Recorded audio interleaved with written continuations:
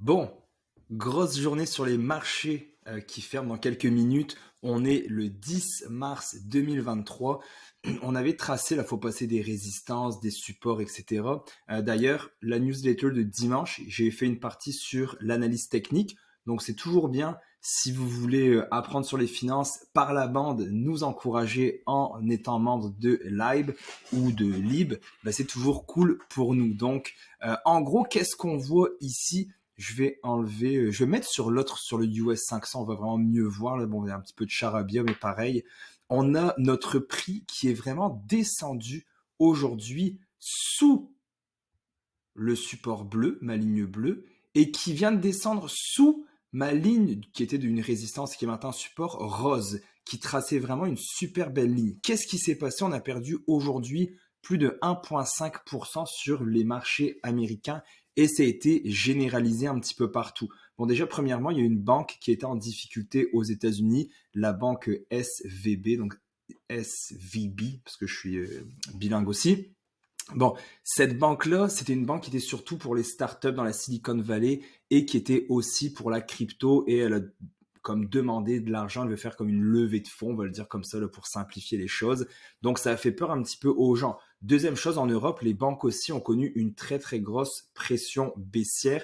On a le Crédit Suisse justement qui devait dans le fond donner ses résultats financiers et qui ne l'a pas fait parce qu'ils ont été appelés par le SEC, donc pour les sécurités, là, qui pour on ne sait pas encore pourquoi, donc ils n'ont pas donné leurs résultats. Donc là, c'est vraiment incroyable parce qu'on a reperdu en quelques semaines beaucoup de pourcentage. On est en dessous, donc qu'est-ce qui va se passer?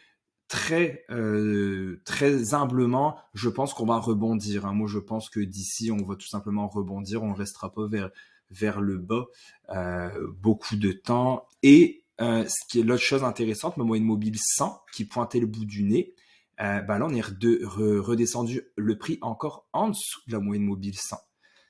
Donc là, ça va être une belle chose à voir. J'ai hâte de suivre ça. Là, c'est des moments comme ça, là, on va dire des moments qui sont super importants dans les marchés.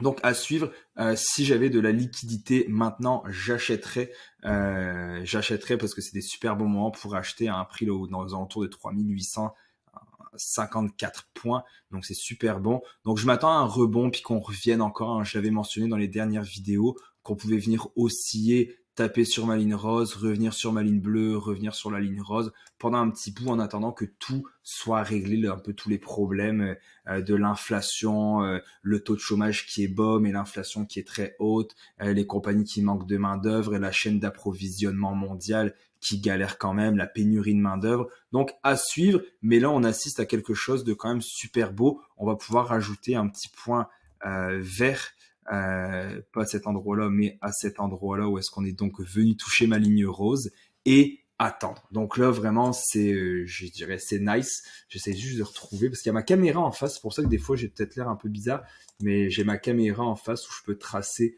Voilà, je le trouvais pas. Donc moi, ce que je m'attends, c'est qu'on vienne tout simplement remonter comme ceci, là, qu'on revienne peut-être jusqu'en haut ou au moins au milieu pour une autre pression baissière. Mais je m'attends à ça. Je ne pense pas qu'on soit rendu actuellement au niveau de la pression acheteur-vendeur. Je ne pense pas qu'on soit rendu à repartir dans une tendance vraiment plus baissière et que finalement, cette ligne rose-là, donc ma résistance, hein, vous le savez, quelle va être maintenant, ben, en fait, qui était une résistance ici, ici et ici. Là, on est repassé, c'est redevenu un support. À ce moment-là, aujourd'hui, on est sur un support et non une résistance comme on l'a été.